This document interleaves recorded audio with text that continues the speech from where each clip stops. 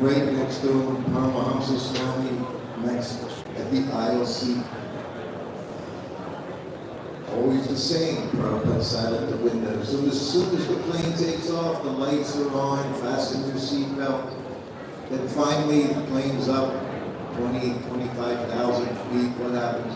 The light goes out. Fasten your seatbelt, light goes out. It always means one thing when you're on the airplane. What does it mean? Prasadam. When the light goes out, that means Prabhupada's ready to take prasadam. Another thing he did with more devotion and more bliss than any of us, just watching Prabhupada take prasadam so happily. Light goes out, prasadam, I put my table down. It's just a puffed rice of aluminum foil. I just open up the foil and I put it on his table. Prabhupada, you get to watch him honor prasadam. And chew very well. I always say his mother was very proud of how well he chewed his prasadam. Now he has two people next to him, his disciples. There's only this one little package of puffed rice, but you can eat this much puffed rice. Anyone, you can eat until it runs out. But he ate half of it because he has two disciples he has to take care of them. So he ate his half and then he looked and said, "That's it. Don't say anything." He just looks at you. You know what to do. So now I take it, I move it over to my table, and I have to split it with my godbrother who's right next to me. So I split it in half. I rip the aluminum foil. He's there. Aisle seat, I'm in the middle. Now we're honoring Prabhupada's remnants. Maha Prasadam. We lived on this, Prabhupada's Maha remnants. And we're eating.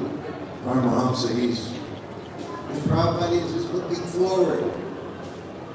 So then a stewardess comes down, and she stops right in front of us. Funny-looking people on the airplane, 1975, in South America. No one ever seen anything that looked like us before. Shaved head, shiny head, shaved, tilak, dhoti kurta, saffron, I'm in white now. And she walks down and stops right in front of us. And she looks, and she reaches past Paramahamsa into my plate and grabs the puffed rice off of my plate, aluminum foil, grabs it and throws it in her mouth. And she looks at me. She said, "This is very good. What is it?" I said, "It's puffed rice." I didn't know what to say. She took it from my plate. And then she said, well, "Why are you eating this?" I said, "Well, we're vegetarian. So we have our own diet." She said, "Would you like anything else?" She said, "I can bring you something." She said, "From first class." She said, "I'll go bring you something. What would you like?" I looked at Prabhupada. "Hot milk." I said, "We'll have 3 hot milks." "Very good." She said, "Anything else? Can I get you anything else?" She said, "Up there, I can get you fruit, I can get you cheese." I looked at Prabhupada. I said, "Well, we'll have milk, fruit, and cheese." So then she walks away after taking Prabhupada's Maha Prasadam. She walks into the first class, I guess. And I looked at Prabhupada. I said, "Prabhupada, that was amazing." He said, "Oh, women have natural tendency to serve." He didn't say anything about her taking his Maha Prasadam. He responded to her saying, "Would you like anything?" He responded to that, but he didn't say anything. The fact that she took puffed rice off of my plate and ate it. She didn't ask permission. She just grabbed it. Eagerness, that's what Prabhupada said. Eagerness is required. So then she comes back. After 10 minutes, we have nice 3 plates. It's like Ramachariti had done it in the kitchen or something. cut up fruit, cheese, hot milk, put it all down. So it was one of the most amazing things I ever saw. So I told that in Los Angeles 30 years ago. I told the same story. And afterwards, one devotee from South America came up to me at the end of class. He said, "Can I tell you a story?" I said, "Okay." So he said, we would do traveling Sankirtan all the time, he said, in South America. He said, we went everywhere. Mexico, South America, Brazil. He said, in the rainforest in Brazil, we would go in jeeps, four-wheel drive vehicles, and we go to the little village center where there was a fountain and chant, we would do Harinam, and then they'd get in their trucks, their jeeps, 3-4 jeeps, different devotees, and they'd go door to door, which meant door to door was not their own farms, ranches.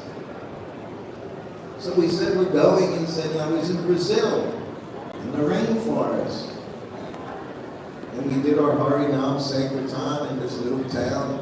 Then we got in our jeeps. He said, I'm going to one place, next place, next place. He said, so I came up to this one place, farm. He said, and I get out and I go walk up to the path. I knock on the door. And a woman answers. And she says, Hare Krishna. And she invites him in. He goes in the house and he sees a picture of Prabhupada and a picture of katha. And he looks at this woman. He said, you're a devotee. And she said, yes. He said, I'm a devotee. He said, how did you become a devotee? She says, well, the first time I met devotees was on an airplane. I was a stewardess. It was the same woman who took the Mahaprasada from Prabhupada's plate. And then everywhere in the world, in the middle of the rainforest in Brazil, this devotee goes to her house. This super soul, we say super soul, told her, you take this prasada. So then later she said, I bought a book. I read the book. Became devotee, became initiated devotee. She's been here to Vrindavan. I've never met her. I really want to meet her someday. But this is our Srila Prabhupada. There's nothing he can't do. Nothing. Whatever desire he has can be fulfilled. So we have to make it our desire just to serve him. Gratitude was the word. Very gratefully give our lives to Srila Prabhupada, and he'll change your life just like that. Just like one person, just took a little remnants from his plate. Srila Prabhupada ki jai. Hare Krishna.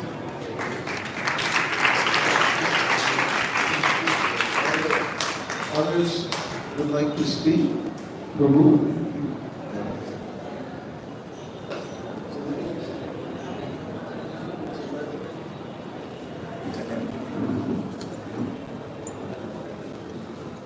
12:30 is Pushpanjali.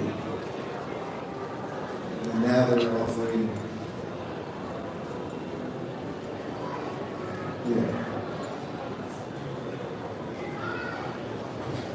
So we can do some kirtan chanting.